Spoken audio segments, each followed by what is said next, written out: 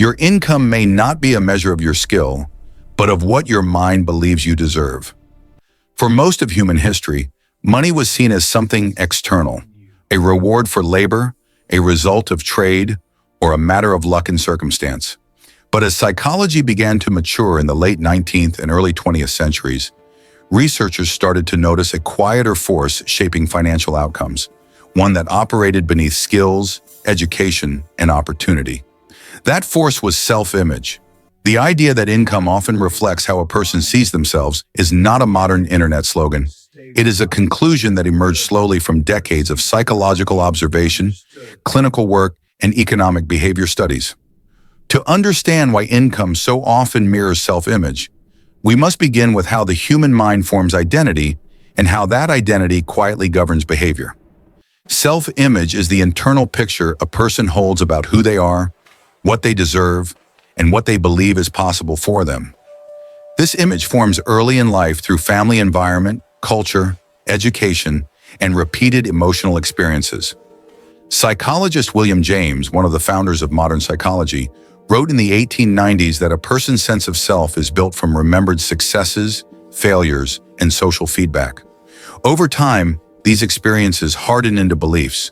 A child repeatedly told they are capable begins to expect success.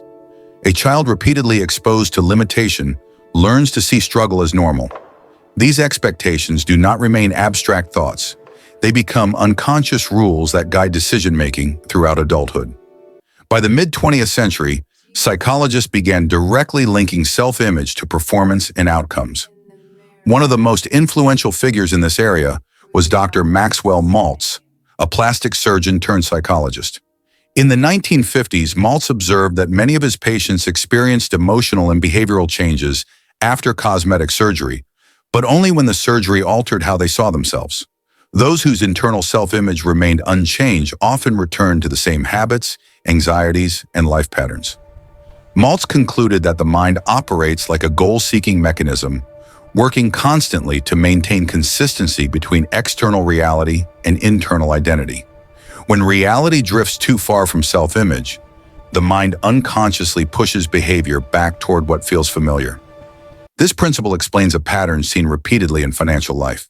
People who suddenly receive more money than they believe they deserve often lose it. This phenomenon has been documented in lottery studies across multiple countries.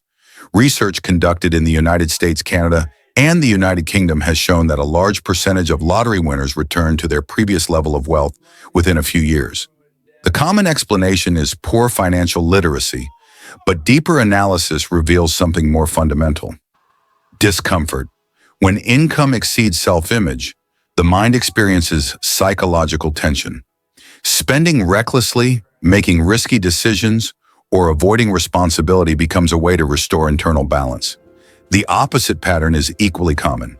Individuals with strong self-beliefs about competence, value, and contribution often find ways to increase their income even after setbacks.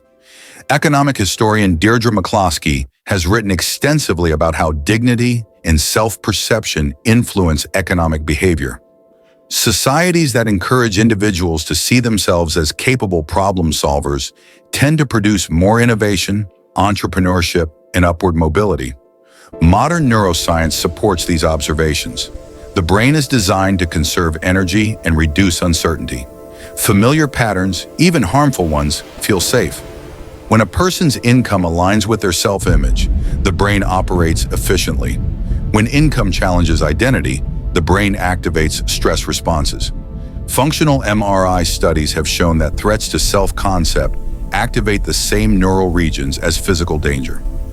In practical terms, this means earning more money than one believes they are worthy of can feel unsafe, while staying underpaid can feel strangely comfortable. This is why motivation alone rarely produces lasting financial change. Motivation is emotional and temporary. Self-image is structural. Behavioral economists have demonstrated that people make consistent financial choices that align with their identity, even when those choices contradict logic. Someone who sees themselves as bad with money will subconsciously avoid learning financial skills. Someone who identifies as not a business person will overlook opportunities that require leadership or risk. These are not conscious decisions. They are automatic filters created by identity. History offers many examples of this mechanism in action. During the Industrial Revolution, millions of people were suddenly exposed to new economic opportunities. Yet upward mobility varied dramatically. Those who internalized the belief that they could move beyond their birth class were more likely to pursue education, migrate to cities, or start enterprises. Those who retained a fixed identity tied to tradition often remained economically stagnant, even when opportunity existed. This difference was not intelligence or effort alone, it was belief. In the 20th century, sociologist Robert K. Merton introduced the concept of the self-fulfilling prophecy, showing how beliefs can shape outcomes by influencing behavior. If a person believes they will fail, they behave cautiously, avoid risk, and interpret setbacks as confirmation. These behaviors increase the probability of failure, reinforcing the belief. The same mechanism operates in income. A person who believes they belong at a certain financial level unconsciously acts in ways that maintain it. They accept certain salaries without negotiation, delay opportunities, or avoid environments that challenge their identity. This does not mean income is purely psychological. Structural factors such as education access, economic conditions, and discrimination play powerful roles. However, even within identical environments, income outcomes vary widely. Longitudinal studies following individuals from similar socioeconomic backgrounds show that mindset and self-perception significantly influence long-term earnings. Psychologist Carol Dweck's research on fixed and growth mindsets demonstrates that individuals who believe abilities can be developed are more likely to persist, adapt, and improve outcomes, including financial ones. Self-image also influences how people interpret success. For some, earning more money triggers pride and responsibility. For others, it triggers guilt, fear, or shame. These emotional responses are learned. Cultural narratives around money shape them. In some cultures, wealth is associated with contribution and competence.